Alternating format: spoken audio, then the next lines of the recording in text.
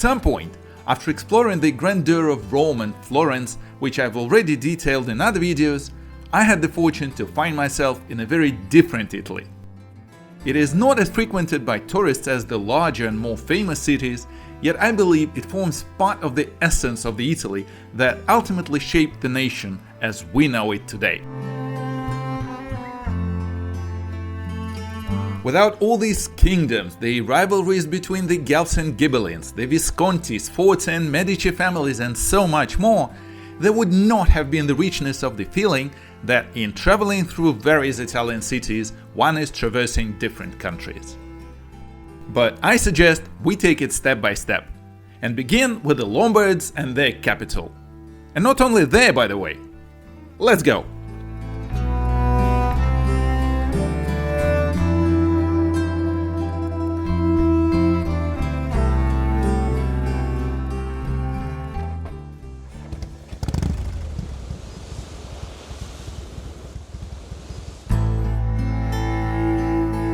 The first settlement here wasn't founded by the Romans as you might expect, but actually by the tribes that preceded them, possibly the Insurbis or the Liguries. It's hard to say for certain now given the time passed. Later, of course, the city became part of the Roman Republic, and then in the late 3rd century AD, Emperor Aurelian relocated the imperial mint here from what would later become Milan, back then known as Mediolano. This mint operated until 326 AD, when Emperor Constantine, whom I've mentioned extensively in the episode about Rome, ordered its closure. Other than the mint and the production of bows, we know surprisingly little about the city until it was seized by the Huns, first in 452 and again in 476.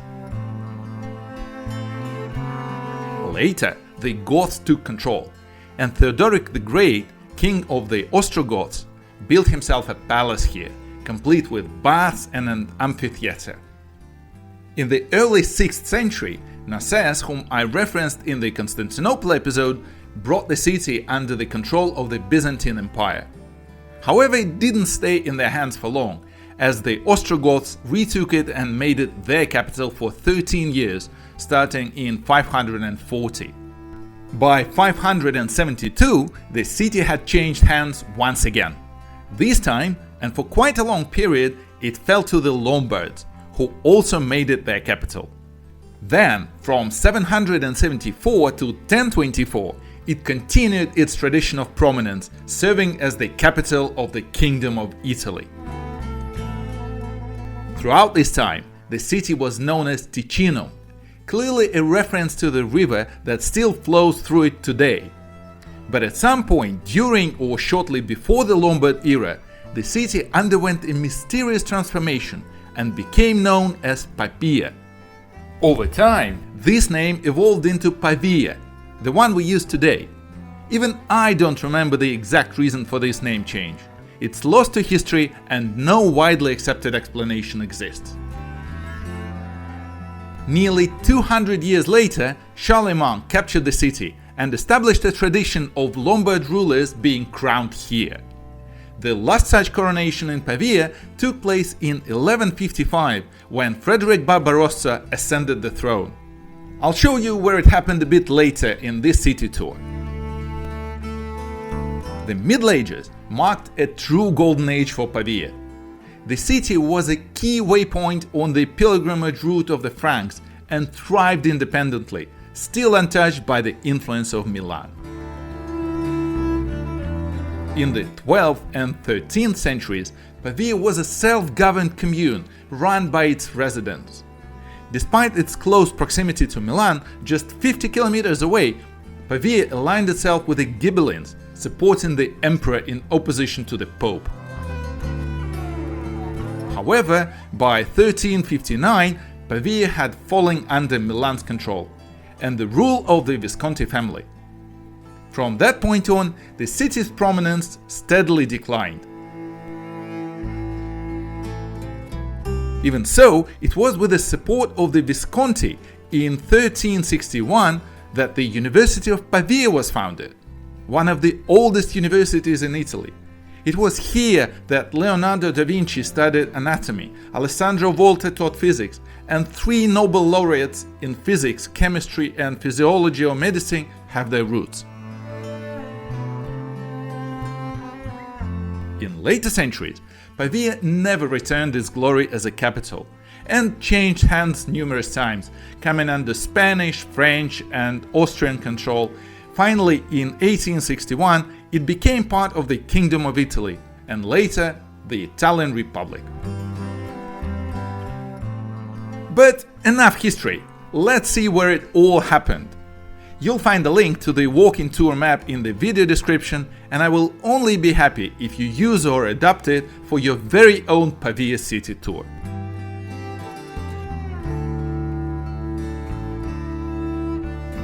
And let's begin with the Basilica of San Pietro in Ciel. As is often the case, what we see today is the result of later renovations. The original church on this site was built around 604 AD, and in the early 720s, King Liutprand rebuilt and adorned it. Smart decision, he himself was laid to rest here. This is what the burial site of the 8th century Lombard king looks like today. The current structure of the church was consecrated in 1132. Outside, it features the triangular pediment typical of medieval Italy, something we'll see more of in Pavia. Interestingly, the buttresses are of different sizes. The reason? Well, I'd love to tell you a fascinating story about this, but in reality it's very simple. A staircase to the roof is cleverly concealed in the right one. As with most churches, the real treasures are inside. First, we have the golden sky, which gave the basilica its name.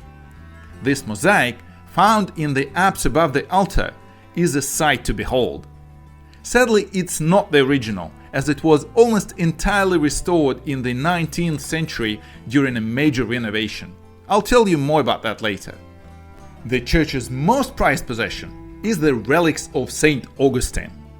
These were purchased and brought here around 720 AD by none other than King Liutprand, elevating the basilica to the city's main cathedral and making it the guardian of this invaluable artifact.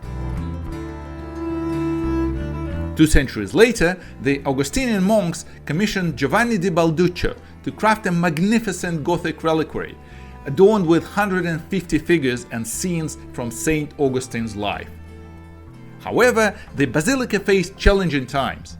A new city cathedral, which we'll visit later, was built, and the church lost its status as Pavia's main place of worship. Many of its treasures were removed and even partly lost. And it wasn't until the late 17th century that Augustine's relics were rediscovered.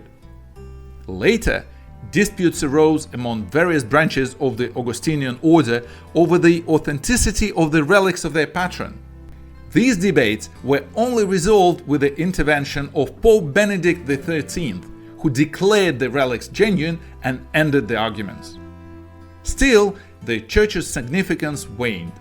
During French rule, it was even used as a military warehouse. By the late 19th century, it was in a very bad state, so Cardinal Riboldi took on the task of restoring the church, and it was reconsecrated in 1896. The crypt houses another artifact, though it may not be familiar to most visitors. Have you ever heard of Boethius, a philosopher, senator, translator, and theologian? Well, I must admit, I hadn't either until I visited the crypt of this church. It may be fascinating to explore his legacy later, as well as the 19th century sacristy with its vibrant and surprisingly modest ceiling.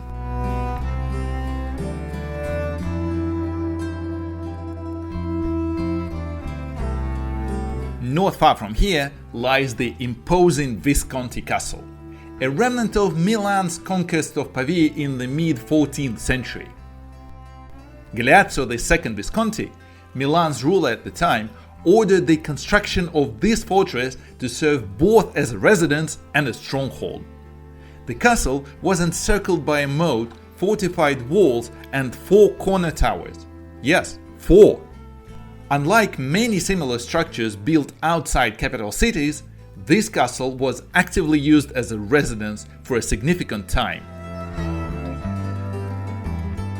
Pavia's symbolic importance as the former Lombard capital made it the home of notable figures such as Galeazzo II, his descendants Gian Galeazzo and Filippo Maria Visconti, and later Francesco Sforza and Ludovico il Moro. The castle was lavishly decorated. Its hunting hall, a series of 3 interconnected rooms, was renowned for its splendor, as was the mirror room, adorned with small mirrors that reflected sunlight. After the conquest of Padua, Petrarch's collection of books was brought here, and the castle housed a magnificent library for many years, until it was moved to Paris in 1499. In the 16th century, Milan and Pavia became battlegrounds in wars between France and the Holy Roman Empire. These conflicts left their mark on the castle. Artillery fire destroyed the northeast section of the castle and 2 of its 4 towers. This marked the beginning of the castle's decline. Over the years, it changed hands repeatedly, becoming property of the Spanish, Austrians and French. Eventually, it was repurposed as an arsenal and barracks, much like the Trier Palace I discussed in another episode. By the time the Austrians and Italians took over, it was home to 1,200 soldiers and 600 horses, leading to the near-complete destruction of its interiors. It wasn't until the 20th century that efforts were made to restore the castle.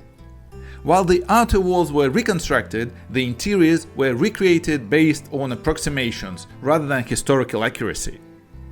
The visible marks on the walls likely result from missing original cladding.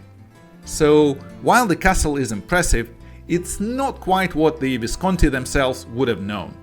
Still, it's much better than nothing. Today, the castle houses the Civic Museum. If you have time, it's well worth a visit, but I decided to move on to the Frascini's theatre.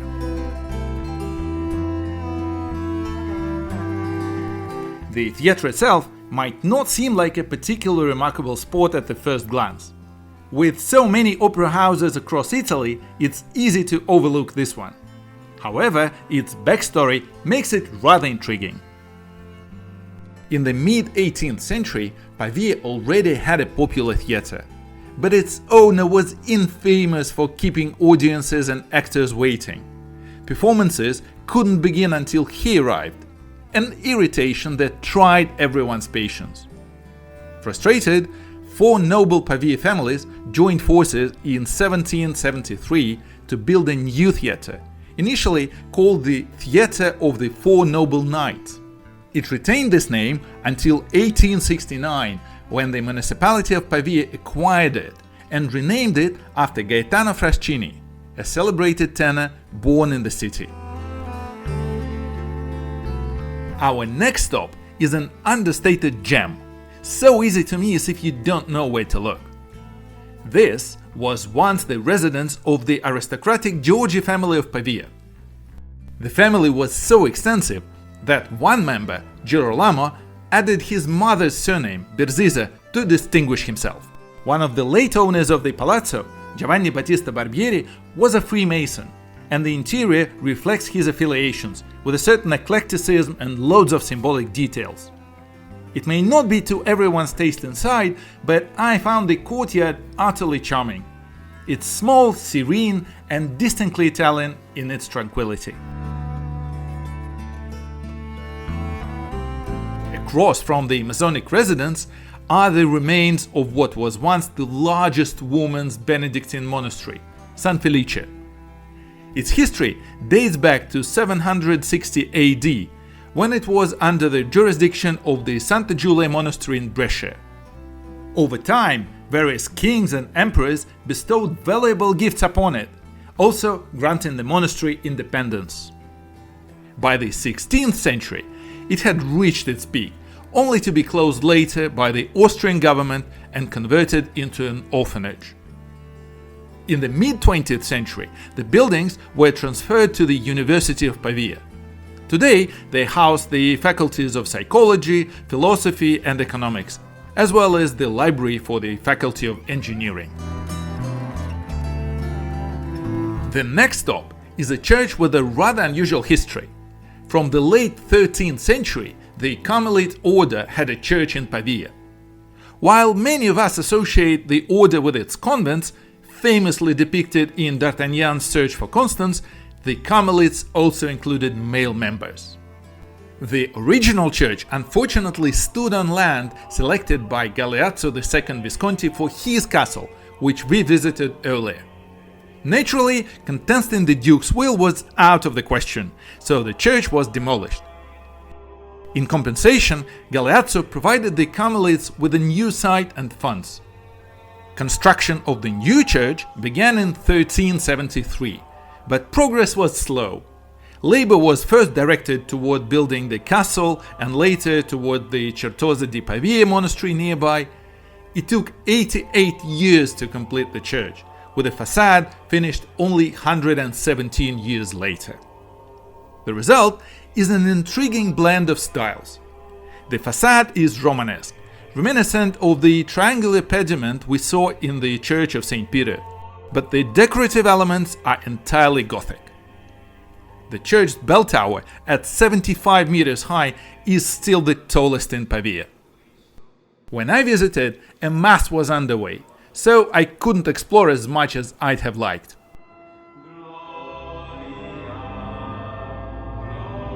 What I have seen though is that inside the church is not exactly empty, but its massive columns make it feel somewhat heavy to my taste. Many of the artifacts have been restored. For example, in this stained glass window, only the central panel dates back to the 15th century, while the rest is from the 19th and late 20th centuries.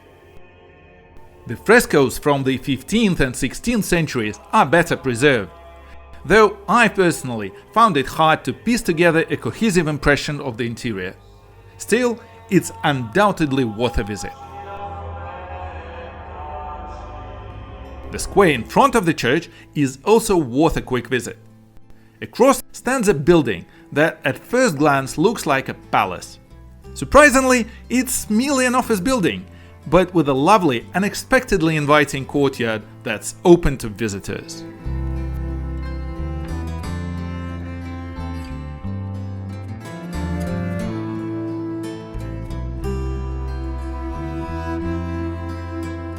Finally, here we are, at Pavia's main cathedral, the Duomo di Pavia. First, let me tell you, this place has been a work in progress for centuries. Originally, there were two symmetrical churches here, Santo Stefano and Santa Maria Maggiore, dating back to the 6th or 7th century. They were updated in the 11th century, but by the 15th century they started getting dismantled to make way for the new cathedral, designed by Bramante and Leonardo da Vinci. Even today, the building isn't fully finished. As you will see soon, the exterior isn't clad, and the dome, a massive one at 97 meters tall, was only built in 1885. But oddly enough, it partially collapsed that same year. It wasn't until 1930 that they completed it properly, using reinforced concrete. And it's now the fourth largest dome in Italy, after St. Peter's Basilica, the Pantheon, both in Rome, and Florence's Santa Maria del Fiore.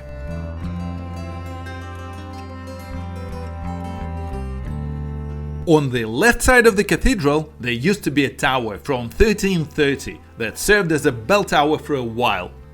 But in 1989, it collapsed, tragically killing 4 people and injuring 15 others. They decided not to rebuild it. The collapse even prompted the temporary closure of the Leaning Tower of Pisa over safety concerns. But don't worry, Pisa reopened later. Now, all that's left of the tower in Pavia are some picturesque ruins. A reminder that just because something has stood for 660 years doesn't mean it'll stand forever. Nearby, there's a sculpture I initially thought was a memorial for those who died in the tower collapse. But no, It's a modern Pietà from 1995. Not bad actually. Before heading inside, take a look at the other side of the square. There's a statue on a rather unimpressive plinth called the Sun King. It's a late antique statue, and depending on the legend, it either depicts Theodoric, the Ostrogoth king we talked about earlier, or Roman Emperor Septimius Severus.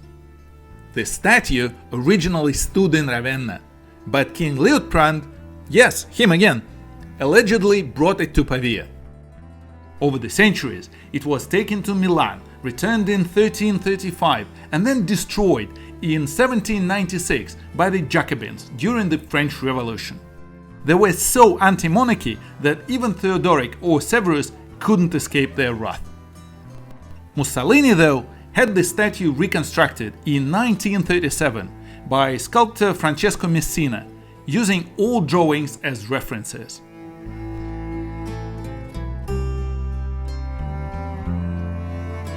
Now let's head inside the cathedral.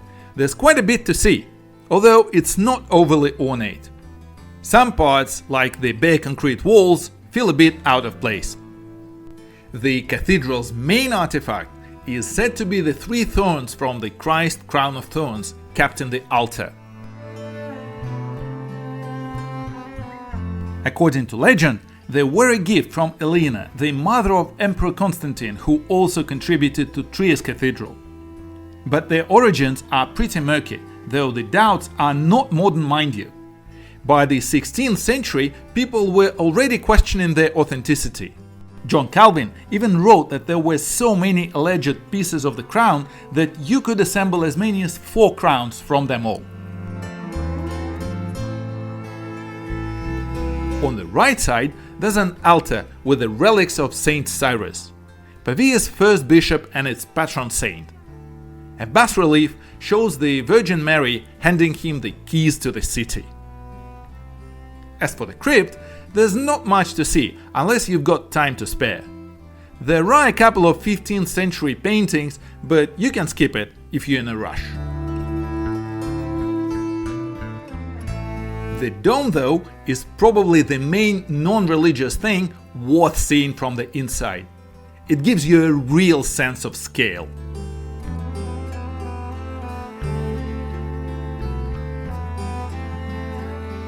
Next, let's talk about the Church of San Teodoro, which is definitely worth spending some time on. Like many churches in Pavia, it doesn't look like much from the outside, but inside, it's an eclectic mix of styles, decorations, and history. Originally dedicated to Saint Agnes, the church was built in 752, but later rebuilt in the year 1000 and rededicated to Saint Theodore. Don't worry, there's room for both saints here. At the first glance, the interior looks a bit rough. There's exposed brickwork and some patches on the walls. Personally, I do love this kind of raw look. These stones are nearly 1000 years old, so why cover them up with fresh plaster? But the surprises start as soon as you step inside. Right at the entrance, there's a mosaic from the 12th century, remarkably well preserved.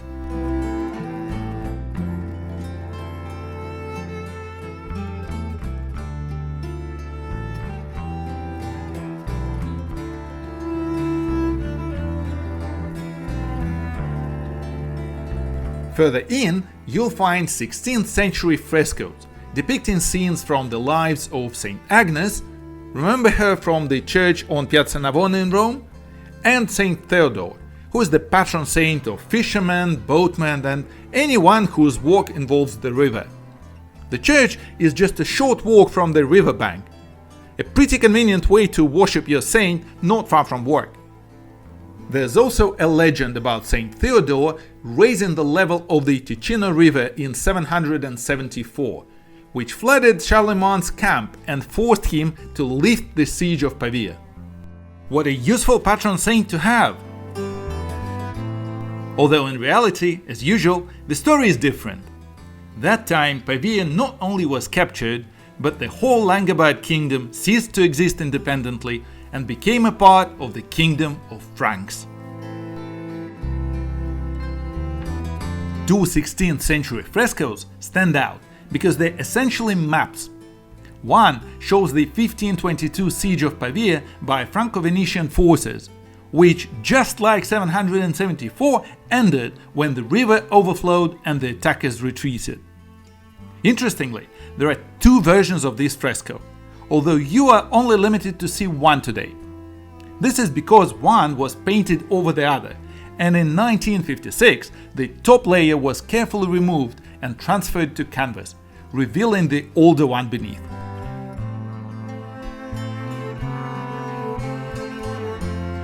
In the crypt, you'll find fragments of 13th century frescoes.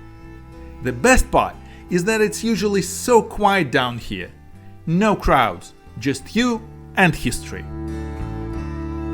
What I absolutely love about Italy is how casually they treat their treasures.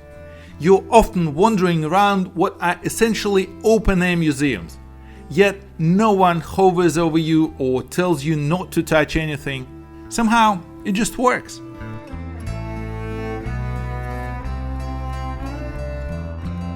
Further along the way, we come to the Casa degli Eustachi, the home of the Eustachi family. They were one of the families that rose to prominence after Pavia came under Milanese control. Historically, the family had ties to the river, but it was under Gian Galeazzo Visconti that one of their members, Pasino Eustachi, became captain of the Visconti fleet. He even commanded forces during the Battle of Cremona in 1431, where the Milanese defeated the Venetian navy and brought the captured ships back to Pavia. These vessels were displayed here until the 16th century. Today, all that remains of the family's residence is a garden and two L-shaped 15th century buildings surrounding it. It's believed that these are just a small part of what was once a much larger estate. What makes this place special is that these buildings have remained virtually untouched by renovations. This means they've preserved the original structure and layout of 15th century homes, offering a rare glimpse into that era's residential architecture. Now that we've reached the river, the Ticino, which gave the city its original name, we can't miss Pavia's most iconic bridge, the Ponte Coperto. That said, this is not the original bridge from 1354, which itself was built on the remains of an even older Roman bridge. The 14th century bridge was heavily damaged during World War II and was rebuilt in 1949. Virtually, it's almost the same as the medieval one, except the original had 7 arches, while the current version has only 5.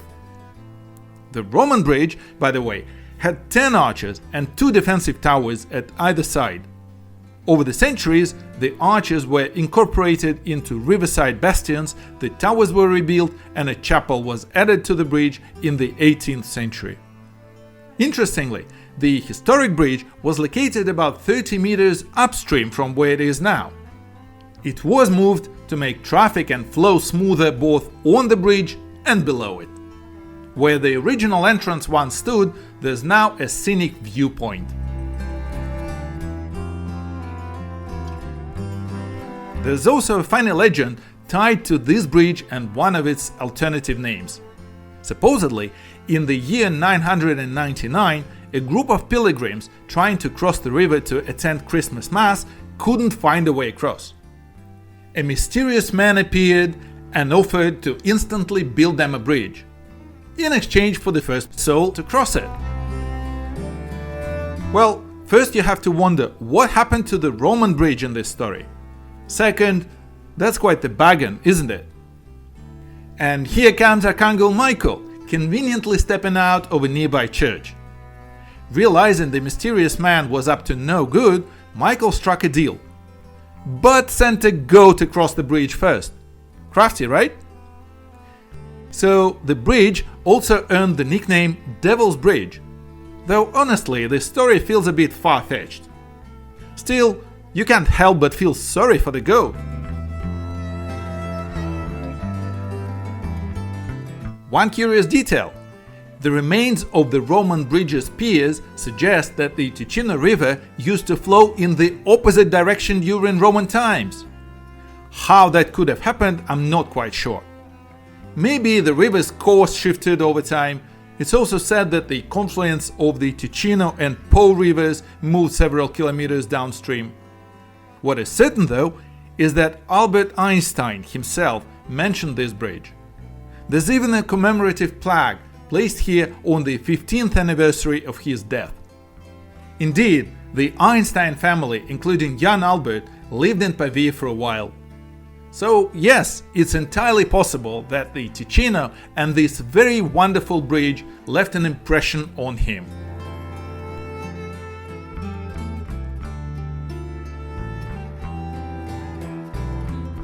From here, I suggest we make a little detour back to the heart of Pavia to visit the Basilica of San Michele Maggiore, as I promised before.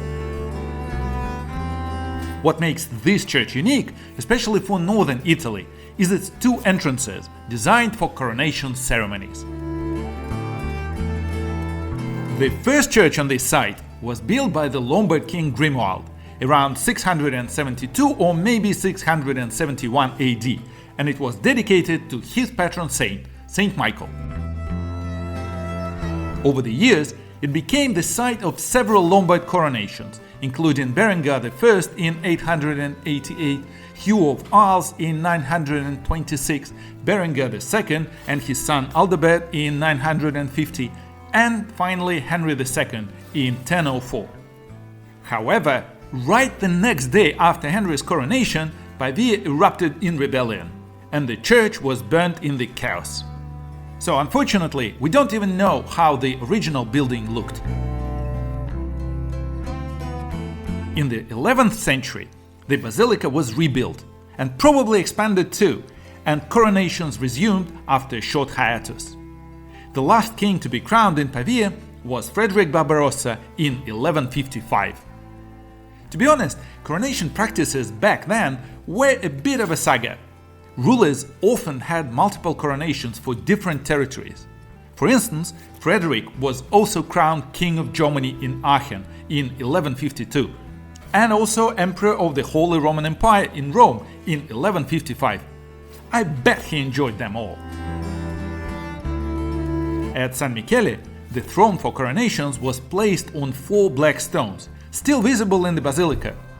The inscription in the center is a later addition from the 19th century, and why they added it remains a total mystery to me. The ceremonies were perfectly timed though. In May, when coronations usually took place, the sunlight would stream through the church windows between 10:30 and 11 a.m., hitting the exact spot where the ceremony unfolded. I will later show you a similar effect in a church in Nancy. Inside, like many Pavia churches, San Michele isn't overly decorative.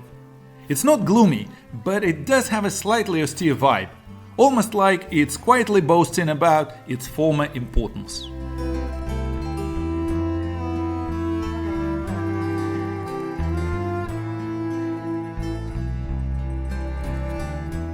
The crypt, however, holds some fascinating 12th century religious artifacts. If you visit, check them out. They are to the left of the altar. From here, let's head back to the Ticino River for a short walk along its banks. Not far along the waterfront, you'll find the so-called Porta Nuova, or the New Gate. Ironically, it's one of Pavia's oldest city gates, dating back to the late 11th century. The name comes from a then new pontoon bridge that started at the gate. In the 16th century, Porta Nuova was part of the Spanish walls encircling the city. By the late 19th century, the walls were demolished, leaving the gate standing on its own. There's not much left inside the gate. It once had 2 floors connected by a narrow spiral staircase. Until recently, it was in a pretty rough shape, but it's been restored and is now worth a short detour. Nearby stands the so-called Collegio Borromeo, which, despite its name, isn't just a school. It's more like a residential college for exceptional students who might need some financial support. Cardinal Borromeo established it in 1561 with the idea of providing not just accommodation, but also meals and other essentials. From what I have read, getting in is still not an easy feat. It seems like the selection process is quite rigorous. And if you know more about how it works today, please let me know in the comments. Further up the street is a rather plain-looking house. Today it is known as Palazzo Cornazzani, or alternatively as Casa del Foscolo. The first name is after a wealthy family who owned it in the past, and the second is after Ugo Foscolo, the Italian poet, writer, and as usual a revolutionary who once lived here. He is buried in Santa Croce in Florence, which I talked about in another episode. But for me, the house is interesting for a very different reason. This is where Einstein's family once lived. And therefore, yes, Jan Albert himself walked out of this very house to admire the Ponte Coperto, which I showed you earlier. Just a few hundred meters more, and we're at a fairly bright but somewhat uninviting square. On one side, there's a stylish but surprisingly out-of-place Rococo palace from the early 18th century. It originally belonged to one of Pavia's wealthiest families, the Mezzabarbas, before the city bought it in the late 19th century to house the city council. On the other side, there's a church, also built for the Mezzabarbas in the same Rococo style. It is dedicated to Saints Quirinus and Giulietta, but it's no longer a functioning church. Today, the building is used by the city council for celebrations and official events. Around the corner from the town hall is another Pavia landmark, and to me it feels like a much better fit for the city. This is a Renaissance church of Santa Maria di Canepanova. There is a legend that it was Bramante who designed it, but as usual, it's nothing more than a legend. The real credit likely goes to Giovanni Antonio Amadeo. But take a look at the church layout. I've never seen such a classic example of the octagon on a square design in Italy. Something you'd expect more in Russian architecture maybe. And yet, here it is, over a century before the Nizhny Novgorod version. The construction of the church began in 1500, but dragged on for 65 years, partly because of wars. Quite a long time for such a modest-sized church. Inside, though, it's a different story. Being a later build compared to the earlier churches we've seen, the interior is much more ornate. By this time, the Italian High Renaissance was in full swing. Although honestly, all those swirls and details make me think of Baroque curves creeping in. All in all, if you're tired of the stark simplicity of medieval churches, pop in here. You'll love it. Now we have finally arrived at a square that proves one thing. Human nature hasn't changed in almost 1,000 years. Just look at these towers. Stunning, aren't they? But let's be honest, they're not exactly practical. These were medieval skyscrapers built for one purpose, to show off. Just like, who's got it bigger? Oh boys. Back in Pavia's golden age, between the 11th and 13th centuries, wealthy families competed to outdo one another by building towers. It's basically medieval one-upmanship. And it wasn't just one or two show-offs. If you check out the fresco in San Teodoro, which I showed you earlier, you'll see that there were dozens of those towers. At their peak, it's believed that there were about 65. Today, only about 20 remain. Not all of them are towering giants. Some are shorter but stockier, while others have been incorporated into more modern buildings. But at their core, they're all just monuments to medieval vanity. And of course, a lovely sight for a wandering tourist today.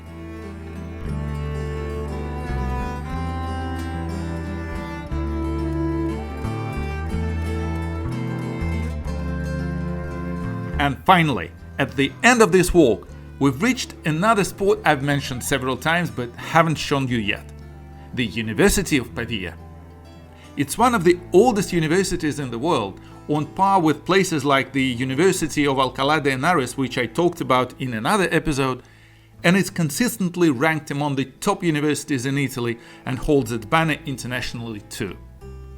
This is the so-called Old Campus. I've been lucky enough to visit quite a few universities in my time, and this one has a cozy, welcoming feel to it. Judging by its rankings, it's also a place where some serious learning happens. Well done, guys!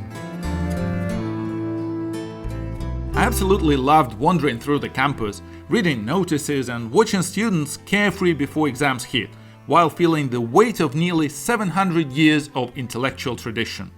That's something special, isn't it? Overall, Pavia awarded me with the charm of a cozy and unspoiled city. Not overwhelmed by tourists, but still full of things to discover. At San Teodoro, I even had a chance of meeting a local priest. We had a great chat, and he shared so many fascinating details about the church, it reminded me of a museum guides elsewhere who took me behind the ropes to give me a better look at the exhibits. Is Pavia worth a visit? Yes, if you've got a day to spare, Pavia is well worth a trip. It's not as loud as Florence or as ancient as Rome, but it's a piece of the mosaic that made Florence, well, Florence, and Italy the Italy we know today.